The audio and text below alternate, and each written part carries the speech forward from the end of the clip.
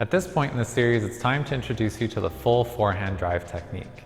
If you haven't seen lessons 1 and 2, I'll leave links to those in the description below. First, I'll run through the technique, and then afterwards I'll do some quick demonstrations. Now to prepare for the forehand drive, make sure you've got your grip set up and your wrist cocked. Hold the racket up at roughly 45 degrees off center. As you step into the swing, make sure you begin by leading with your elbow. What this will do as you bring the racket down is you'll be forced to rotate the forearm in order to bring the racket face around. This act of rotating the forearm is actually where a lot of your power will be generated from.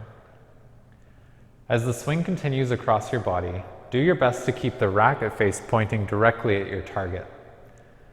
Now, just like I described in lesson 2, at some point your wrist will release and you want the top of the racket to follow through to your target. Let's take a look at a couple examples. So first of all, let's take a look in regular speed, and then I'll slow it down and explain what's happening.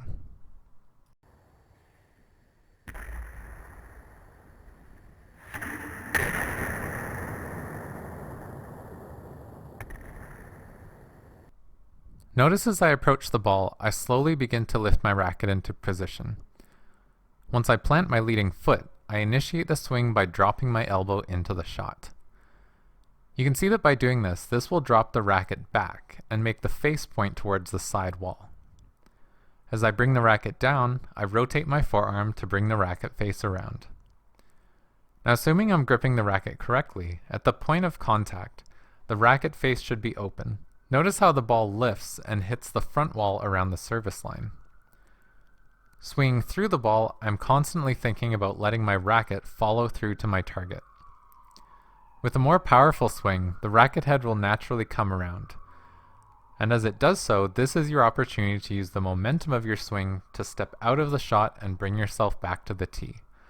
Let's take another look from the front.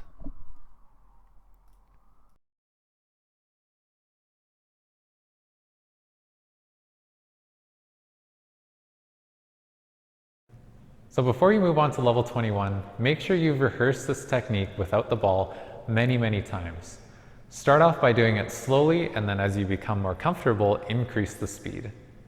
You want to get to the point where you don't actually have to think about the technique as you perform it. If you'd like to continue developing your forehand drive with this series, please click the link in the description to head over to thepursuitofsquash.com.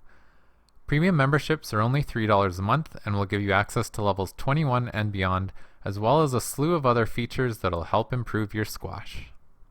And as always, if you found this series helpful, feel free to give this video a thumbs up.